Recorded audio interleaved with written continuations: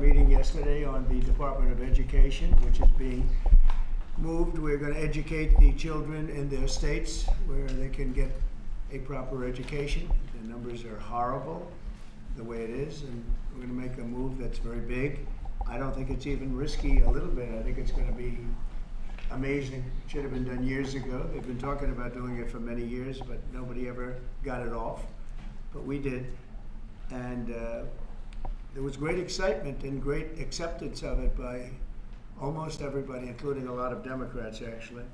I do want to say that I've decided that the SBA, the Small Business Administration, headed by Kelly Loeffler, is a terrific person, will handle all of the student loan portfolio. We have a portfolio that's very large, lots of loans, tens of thousands of loans, pretty complicated deal. And that's coming out of the Department of Education immediately, and it's going to be headed up by Kelly Loeffler at SBA, and they're all set for it. They're waiting for it. It'll be serviced much better than it has in the past. It's been a mess. And also, Bobby Kennedy, the Health and Human Services, will be handling special needs and all of the nutrition programs and everything else. Rather complex, but that's going to be headed by and handled by Health and Human Services.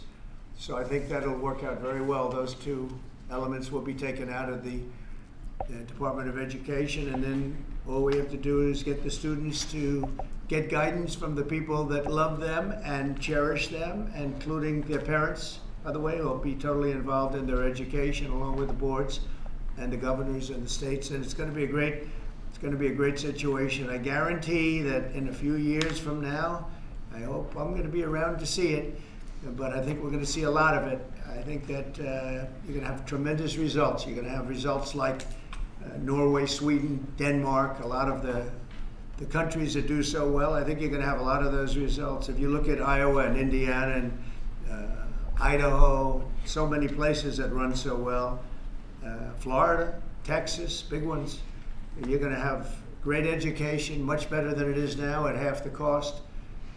And we're not even doing it as a cost item, although you will save probably half, maybe more than that. And you're not going to be at the bottom of the list. You're going to be much higher. And maybe you'll be, I will guarantee some of the states will be at the top of the list. They'll be comparable or better than these number 1, 2, 3, 4, 5 countries, the countries that are in the top 5 positions. So that's, to me, it's very exciting, and it's been received very well. So I just wanted to tell you about the student loans and special needs. But we're here for a reason today that is very exciting, and I'm thrilled to announce that at my direction, the United States Air Force is moving forward with the world's first 6th generation fighter jet. Number 6, 6th generation.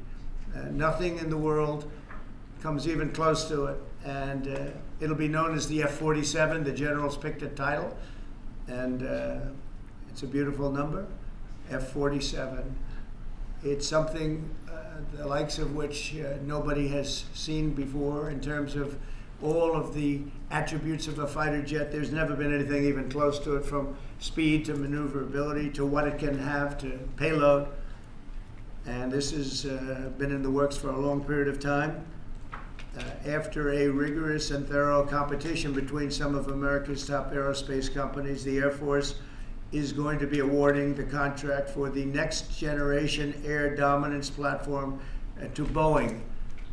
As you know, was highly competed for. There was a lot of competition, generals, and it's been going on for a long time. Very, very tough competition, but this plane is produced numbers that nobody's ever seen before. The F-47 will be the most advanced, most capable, most lethal aircraft ever built.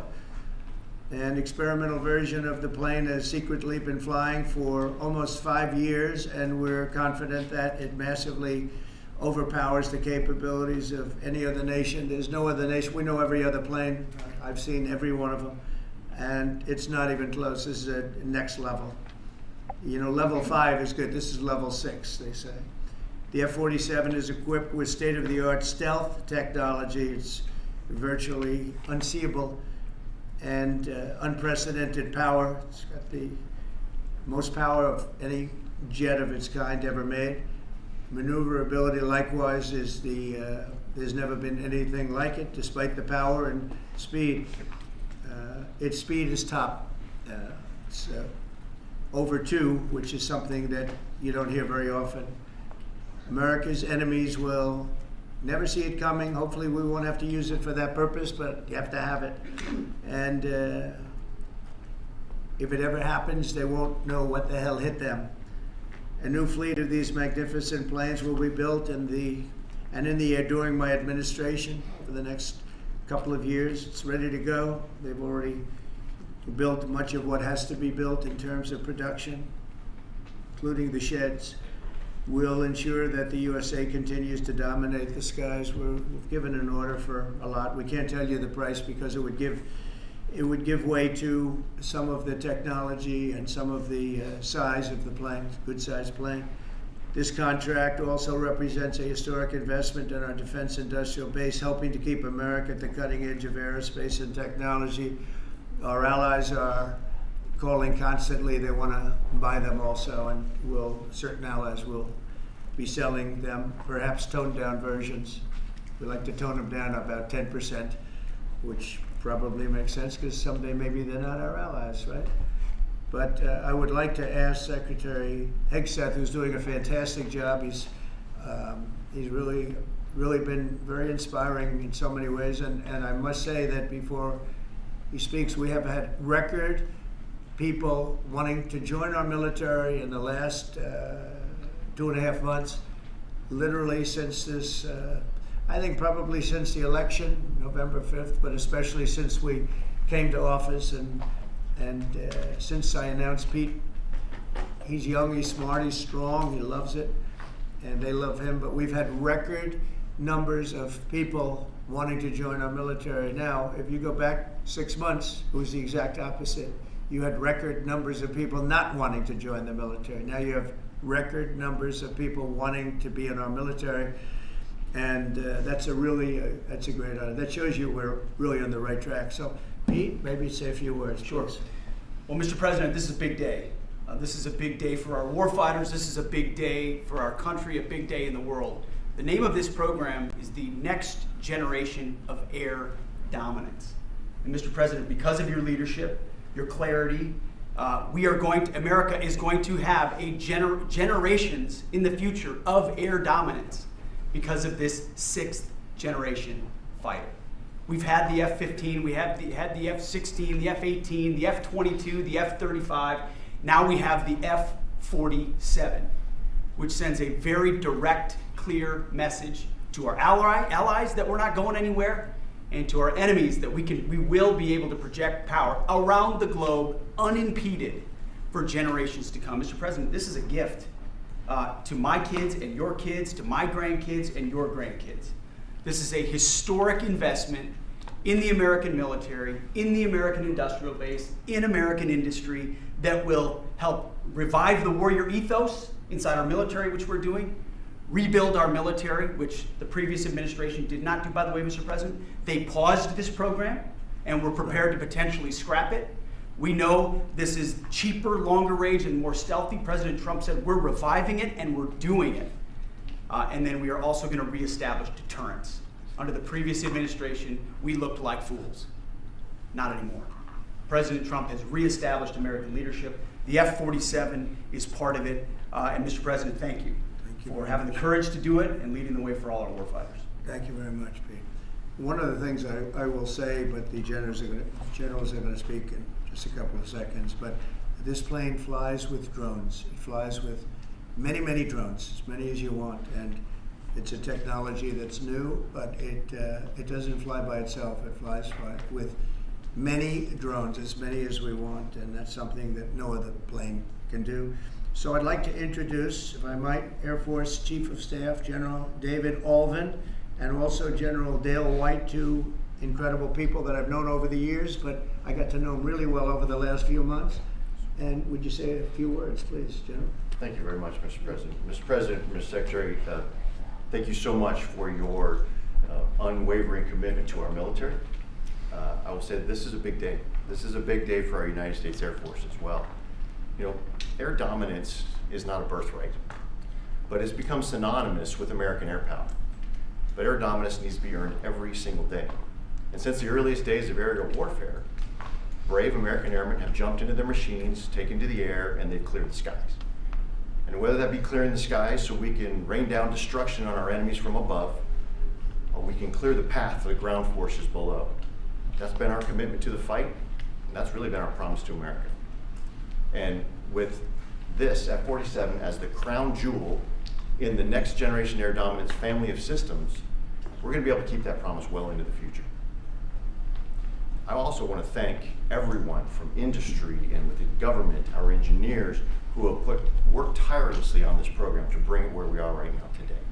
This shows that American talent, American skill, and American determination are second to none, because this platform is second to none. So we believe that this provides more lethality, it provides more capability, more modernized capability in a way that is built to adapt. This, along with our collaborative combat aircraft the President talked about with drones, this is allowing us to look into the future and unlock the magic that is human-machine teaming. And as we do that, we're going to write the next generation of modern aerial warfare with this. This enables us to do this. The manner in which we put this program together puts more control in the hands of the government, so we can update and adapt at the speed of relevance, at the speed of technology, not at the speed of bureaucracy. This is more Air Force. This is more options for the President. We say as our mission in the United States Air Force is to fly, fight, and win air power anytime, anywhere. If you want to go anywhere, you have to have a platform that gets you anywhere. This provides the President options from the very one end, which is a quick response, and then we can get right back into fighting stance without having to deploy troops that are going to take maybe months and cost more lives. We can be back in fighting stance, and maybe we restore that deterrence. All the way to decisive victory as part of a joint force that is the most lethal and capable military ever known in history. That's what we provide now, and this allows us to provide it into the future. It's more deterrence, more capability. It's what peace through strength looks like into the future, Mr. President. And so we're very proud to do that. And all we can say is, on behalf of the United States Air Force, let's deliver. Thank you very much. Thank you, General. Would you like to say something? No, sir, I'll just double down what the chief said. He knows what to do. Generational He knows leap. who the boss is. Look That's at exactly that. right. Air security is what it's all about, and this is what we'll deliver. That's great. Thank you very much. Great job. We've worked together long and hard on this, and this was a big secret. In fact, we don't show too much of the plane for that reason. You see what we show? You see how beautiful that is, but that's just a very small part of it. Sure. I wasn't surprised. I was wondering how much are you going to show when they came in with that. You see a wheel in the front? That's about it.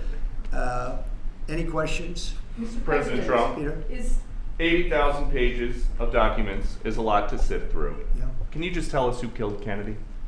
Well, I was given the task of releasing that because many presidents have gone through it and they haven't released.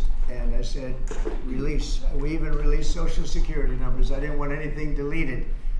They said, sir, what about Social Security? People long gone, but they're long gone, so I can't imagine. But I said, if you don't delete it, if you do delete it, we have people are going to say, why did you delete it? There's something in there. So we gave Social Security, we gave everything.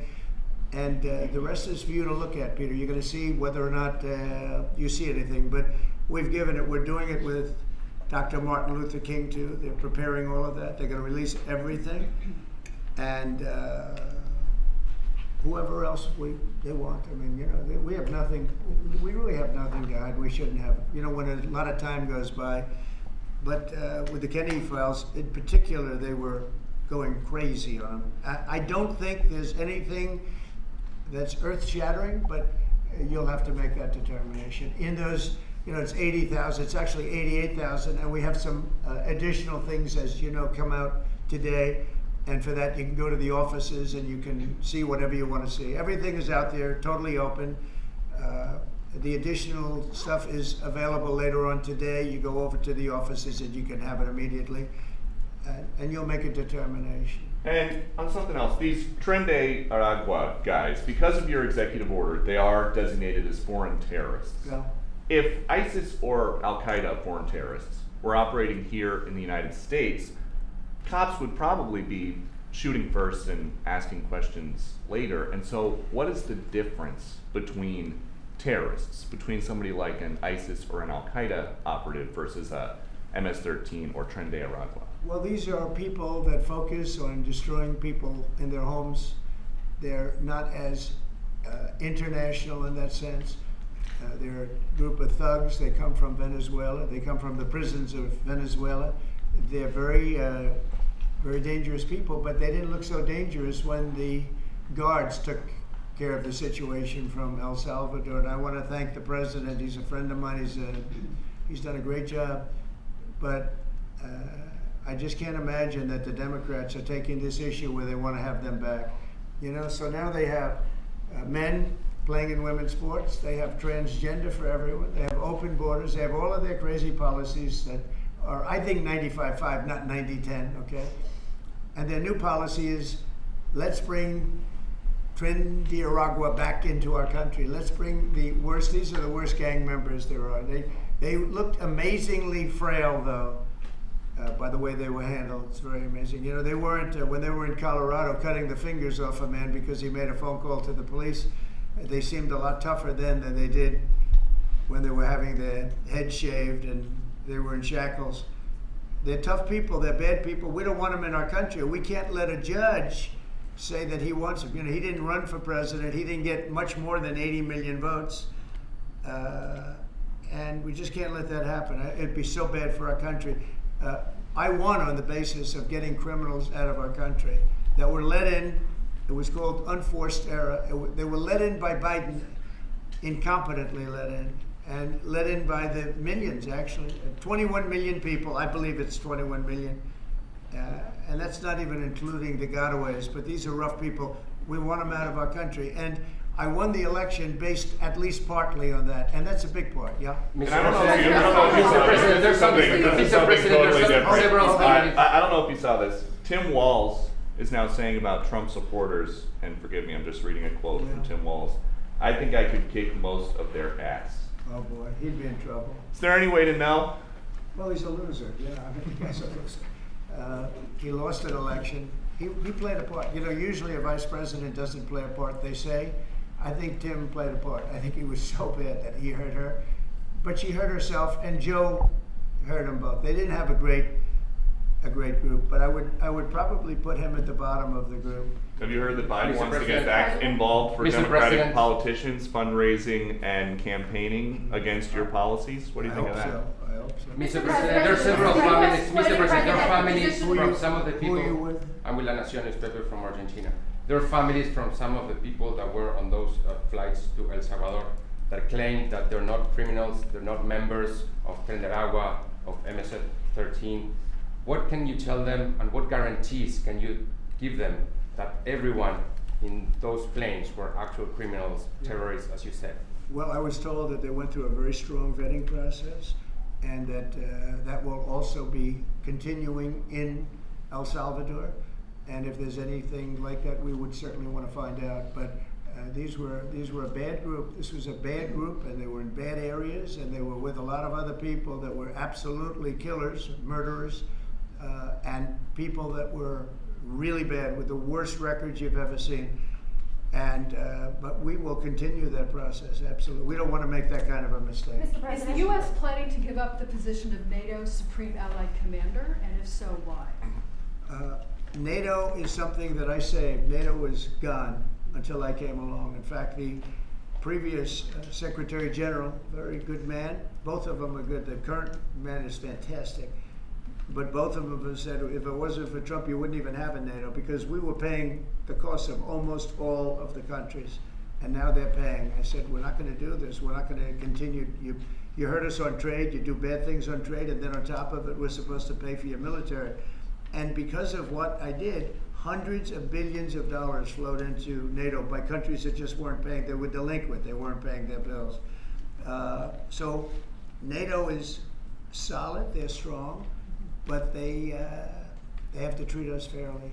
Are we going to give up the? Because look, without us, NATO's not the And we're same. giving- we're And I giving- can tell you, I've been having very good discussions, as you know, with President Zelensky and with President Putin. And President Putin will tell you that without the United States, he wouldn't be worried.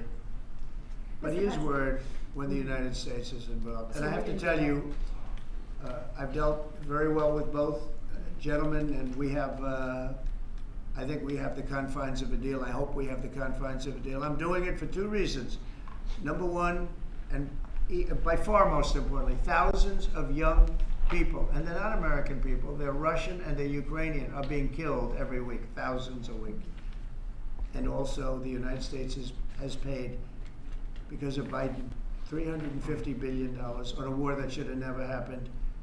If we had a competent president and this sitting right here, that war would have never happened. It would have absolutely never happened with me. And it didn't happen. For 4 years it didn't happen. Mr. President, do you think you have the authority, the power to round up people, deport them, and then you're under no obligation to a court to show the evidence against them? Well, that's what the law says, and that's what our country needs, because we were, unfortunately, they allowed millions of people to come into our country, totally unvetted, totally unchecked. So you ought to ask, did he have the authority to allow millions of people? Did Biden have the authority to do something that's unthinkable? Have open borders where millions of people poured into our country, totally unvetted and totally unchecked, just as you would say. And many of those people were criminals. Many of them were from jails and prisons and mental institutions and gang members and drug dealers and very dangerous people. Many were murderers. We have 11,088 that we know of murderers they murdered. Of that number, at least half killed more than one person. They're in our country. They're in a location near you. Biden allowed that to happen to our country. And his people that really ran the country. And the person that operated the auto pen, I think we ought to find out who that was, because I guess that was the real president. So when you ask me if we have the authority, did Biden have the authority to allow millions of people to come into our country? Many of these people, hardened criminals at the top of the line who have caused tremendous damage in our country. You see them in New York City fighting with our police. I mean, literally having fist fights in the street with our police. These are tough, hard criminals. Many of them came out of jails, and not just South America, from all over the world. They came out from Africa, from the Congo. They came out from Asia. Not just South America, but many from South America. These are hard, tough criminals, and we have to get them out. And a judge sitting behind a bench someplace got a nice appointment. You can't take that away from the people that are responsible. Now, in this case, Marco Rubio has a lot of big decisions to make, and he's a fantastic person, a great man. I think he'll be our best. I think he has a chance to be our best Secretary of State. He's been doing incredibly. He works so hard. He's gone to so many different countries already, and he's got the authority to get bad people out of our country. And you can't stop that with a judge sitting behind a bench that has no idea what goes on, who happens to be a radical left lunatic. Do you think the judiciary is You guys today are denying this New York Times report that Elon Musk was going to be shown a 20 to 30 page presentation about a theoretical war plan against China. Why not just show it to Elon? Because I don't want to show it to anybody. You know, you're talking about a potential war with China. Now, I deal with these people all the time, and I'm dealing with Pete, I'm dealing with these gentlemen on numerous different airplane purchases, and I think they're all going to be great. But I don't want other people anybody seeing potential war with China. We don't want to have a potential war with China, but I can tell you if we did, we're very well equipped to handle it. But I don't want to show that to anybody, but certainly you wouldn't show it to a businessman who is helping us so much. He's a great patriot. He's paying a big price for helping us cut costs, and he's doing a great job. He's finding tremendous waste, fraud, and abuse. But I certainly wouldn't want, Elon has businesses in China, and he would be susceptible perhaps to that. But it was such a fake story. The New York Times is just as fake as CNN and MSDNC. And anybody read that story, people laughed at that story. Who would do such a thing? And the first thing I did is I called Susie and I called Pete. I said, is there any truth to that? And they said, it's ridiculous. No, he's over there to talk about cost. You might want to address that, Pete. But Elon was over there today to address costs. Doge, thing called Doge, which you've heard about. Pete? That's exactly right, Mr. President. You pointed out it was a fake story. We pointed out it was. It was meant to sort of undermine whatever relationship the Pentagon has with Elon Musk. Elon Musk is a patriot. Elon Musk is an innovator. Elon Musk provides a lot of capabilities our government and our military rely on, and I'm grateful for that. We welcomed him today to the Pentagon to talk about DOGE, to talk about efficiencies, to talk about innovations. It was a great informal conversation. The rest of that reporting was fake. There was no war plans, there was no Chinese war plans, there was no secret plans. That's not what we were doing at the Pentagon. I might add that I think Elon, if they ever wanted to do that, I think Elon wouldn't do it. I think he wouldn't do it. He wouldn't want to put himself in that position. But if you read what's out of the New York Times, it's such a dishonest newspaper. It's such garbage. It's, it used to be called all the news that's fit to print. Well, it's all the news that's not fit to print. They have fake sources, or they don't have sources. I think they make most of it up. But this was a made-up story by the New York Times. I call it the failing. It's a failing newspaper. It's failing. And they shouldn't do that. They really are the enemy of the people. And Mr. President, We do need honest journalism in this. We've made such big strides over the last 2 months, but we just need honest journalism, and we don't have it. When you have a CNN, you have to watch these people every once in a while just to see where they're coming from, and it's so dishonest. MSNBC is, I think, probably worse, and they're both doing horribly in the ratings. I think they're going to be turned off. I don't think they're not doing any ratings. You're doing well on the ratings. Thank you. Just quickly on, I understand that your trade rep is meeting their Chinese counterpart next week. Yes. Is there anything that they can do to stop April 2nd or to roll back the tariffs that you've put on China already? Well, we could talk, but basically, I call April 2nd. I would have made it April 1st, but I didn't want to be April Fool's Day because then nobody would believe what I said, and they do believe me. April 2nd is going to be Liberation Day for America. We've been ripped off by every country in the world, friend and foe. We've been ripped off on trade. We've been ripped off on military. We protect people and they don't do anything for us. It's just so unfair for years and years. And now some of that money is going to be coming back to us in the form of tariffs. Tens of billions. It's going to be numbers like nobody's ever seen. So NVIDIA announced today, you saw that, hundreds of billions of dollars of investment. The biggest chip maker in the world announced hundreds of billions of dollars of investment. Hundreds of billions, not millions, but billions. They're all coming here. Apple just announced $500 billion worth. They're going to build plants here. They built their plants in China. They're going to build them here. And they're starting immediately. We have investment, the likes of which this country has never seen, already announced. And they all want to have news conferences. I don't have enough time to have that many news conferences, but I would say so far at least $4 trillion. $4 trillion is coming in. Car companies, very importantly, a lot of the car companies that were going to build in Mexico or Canada are now building here.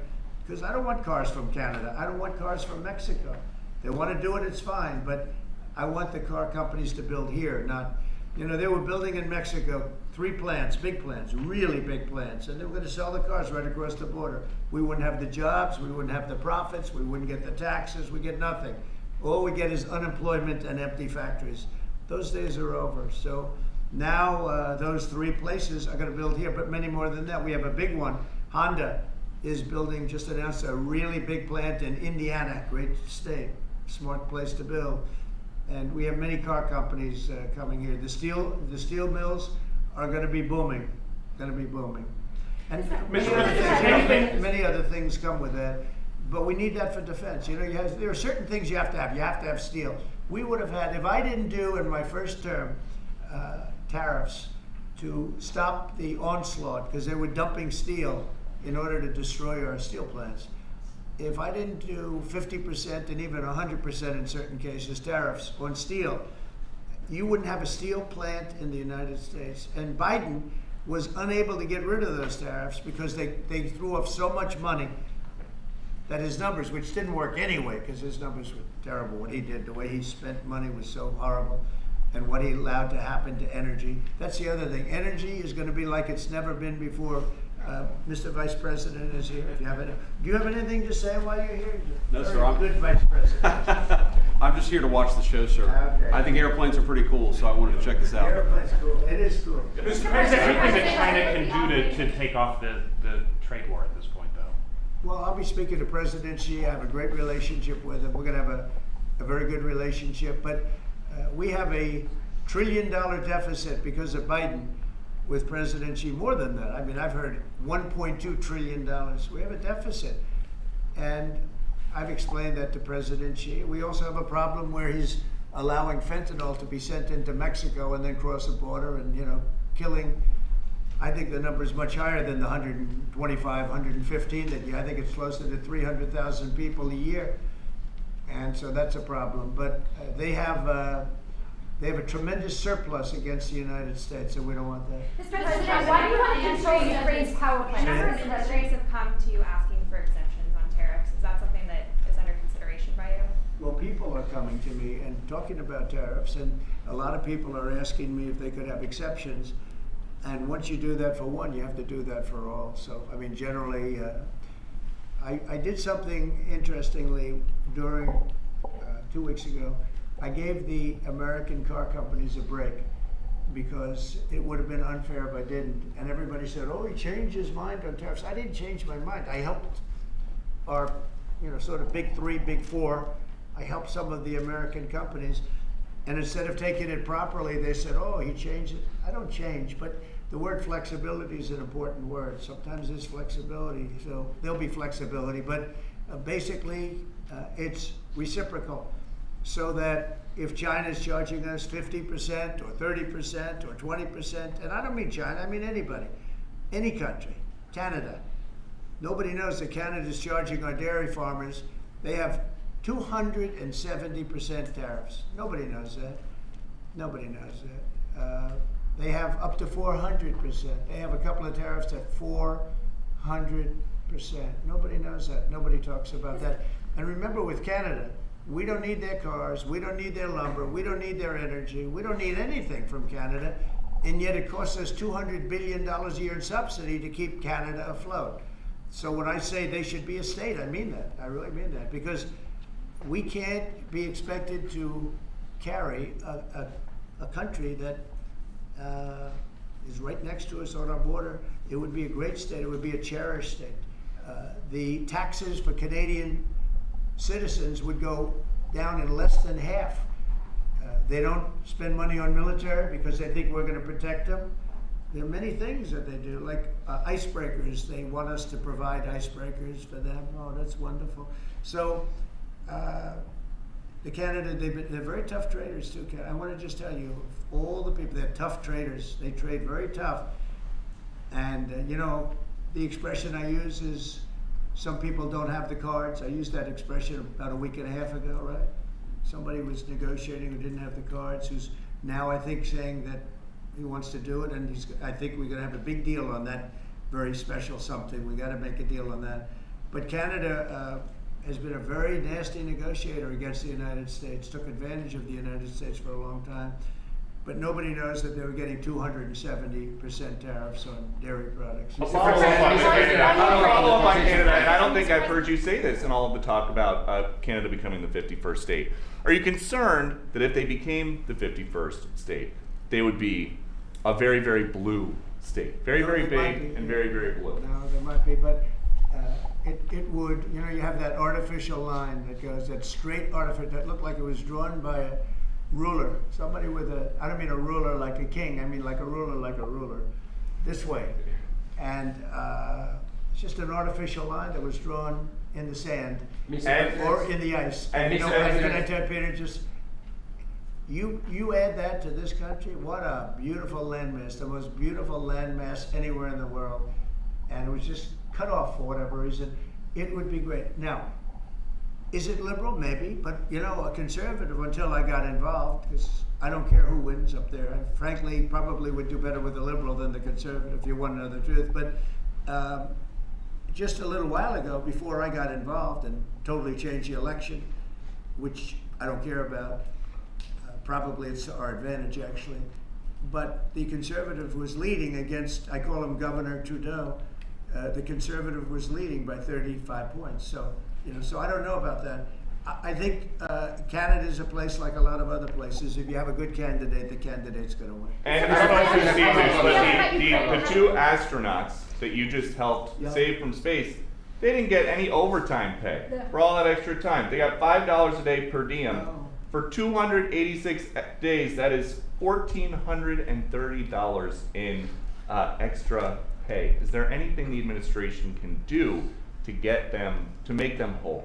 Well, nobody's ever mentioned this to me. If I have to, I'll pay it out of my own pocket, okay? I'll get it for them. Mr. Mr. President, I like that. Mr. President, you President, mentioned the I'll deal. pay it right out of my, is that all? That's not a lot for what they had to go through. And I want to thank Elon Musk, by the way, because think if we don't have him.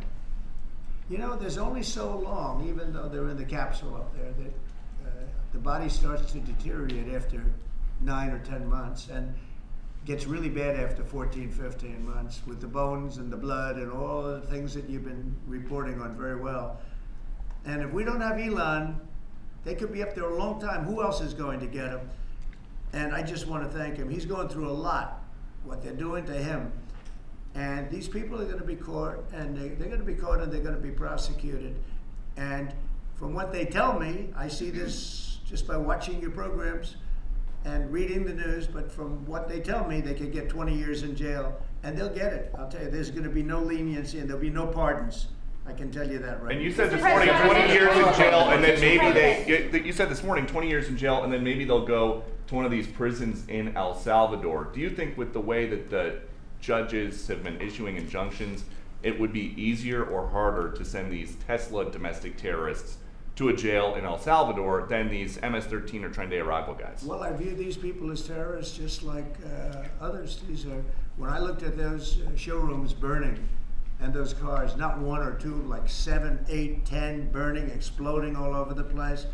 These are terrorists. You didn't have that on January 6th, I can tell you. You didn't have anything like that on January 6th, which is sort of amazing because on January 6th, the Democrats were talking. Nobody was killed other than a very beautiful young woman, Ashley Babbitt. Nobody was killed. And you look at what's going on now with these terrorists. These are terrorists, and that's an organized event. You know, take a look at their signs. Take a look. They're all made by the same sign company. A nice, expensive job. Now, these are the people that finance it are, in my opinion, in just as big a trouble as the people that are setting the match and setting the fires. So we'll see. It's under very serious investigation by the FBI and by the Justice Department. These people are terrorists. Mr. President, you mentioned a deal with Ukraine. Mr. President, what do you say to American military families who are seeing Elon Musk at the Pentagon today, are hearing about Defense Department cuts, and their thoughts are immediately going to the safety of their loved ones who are currently deployed? Well, we're making our country strong. And when they see a thing like that and they hear that story about Elon and China, what they should do is realize that the New York Times is a corrupt institution, because I think they're the ones. They knew that story wasn't true. Nobody believed that story. People that, when I first called, they laughed when they heard the story. Nobody believed it, that the Pentagon was giving him a briefing on what war with China would look like, and he has business in. No, they made that up because it's a good story to make up. They're very dishonest people. I have it with the Times, and you'll see more and more of it. To me, it's a very dishonest organization. But a story like that is made up. It's total fiction. And I just wanted to make sure. I called up Chief of Staff and I called up Pete, and I said, is there any truth to that? Absolutely not. He's there for Doge, not there for China. And if you ever mentioned China, I think he'd walk out of the room. He wouldn't take it anyway. So it's just a made up story. Nobody's taken better care of the military. One of the things that I know that Pete's doing is he's talking about a lot of the civilian staff, and we're going to get them other jobs. You know, we're going to have a lot of jobs in this country, but we don't want to have wasteful jobs. We want to have meaningful jobs. And those were wasteful jobs. Those are jobs that not only military, but jobs where people don't show up. You take a look at Department of Education. I've never seen so many buildings with the names on it. You go past one after another Department of Education, and they're empty. The people don't show up. You know why? Because they have other jobs, because they're playing golf, or they're playing something, They're doing something. And we have a lot of great people, but we have to move that back to the States. We're going to make our country strong, and we're going to get people much better jobs, because we have companies moving into our country, the likes of which we've never seen before. Nothing like this has happened. And it's automatic. They don't want to pay the tariffs. How do you avoid paying the tariffs? You build your plant in the United States, and it's a beautiful thing to see. I see it. So far, I would say $4 trillion. Nobody's ever heard of them. No country's ever heard of numbers like that. $4 trillion, and those are the best ones. The biggest, best chip maker in the world. I'm not a fan of the CHIP Act, where you give billions of dollars away to companies that don't need it, and it won't bring them here.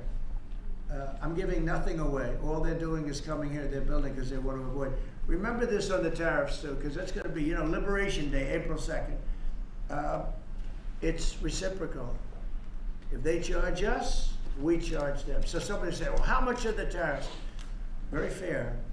If India, as an example, has been very bad to us on tariffs, they charge 100%, 200%, whatever they charge. Now, Europe just announced they're lowering the tariffs on cars. We charge like a joke, 2.5%. That's what this country charges. Europe just announced that they're reducing their tariffs on cars to 2.5%. It's nice. But they also have non-monetary tariffs, where they make it impossible for the cars to get in, even without the dollars on them, the dollar signs. It's called a non-monetary tariff, where they put on controls where no matter what happens, because they don't want cars, they don't want the American car in their market. And yet they send us millions of cars, they send us big agriculture, they don't want our agriculture, they don't want anything from us. European Union's very tough, but now it's fair. So whatever they do to us, we do to them. Mr. President, you mentioned Last month you mentioned as Russia continues to attack Ukraine, are you planning to impose any sort of Well, sanctions? they're fighting against each other. Yeah, I think we're going to have, Do you we have plan a to ceasefire on a lot of areas, and so far that's all held very well. And getting that ceasefire, they had a lot of guns pointing at each other. You had some soldiers, unfortunately, surrounded by other soldiers, and they are going to be, I believe we're going to have, pretty soon have a full ceasefire, and then we're going to have a contract. And the contract's being negotiated, the contract in terms of dividing up the lands, et cetera, it's being negotiated as we speak. What do you say to critics who say that your actions towards law firms amount to coercion? Well, the law firms all want to make deals. You mean the law firms that we're going after, that went after me for 4 years, ruthlessly, violently, illegally? You mean, are those the law firms you're talking about? They're not babies, they're very sophisticated people. Those law firms did bad things. They went after me for years. Russia hoax, all a hoax. It was a hoax. It was Hunter Biden's laptop. It didn't come out of Russia, by the way. It was came out of his bedroom. It was all a hoax, developed by Democrats. Hillary, I don't think Biden did, because I don't think Biden knows what the hell he's doing, frankly, based on everything I see. I've seen things since being here that are so sad. What he's done to this country, what he and they did to this country, those people that surrounded him, who, by the way, are radical left but smart. He's not smart. He was never smart. But these are radical left, smart people. They totally controlled him. He did whatever they told him to do. And it's a shame. It's so sad to see what happened, what they've done to this country, both not only the inflation you saw, but allowing millions and millions of criminals into our country. That's an inexcusable act. And many other things besides that. Thank you very Mr. much. President, can we talk one more question?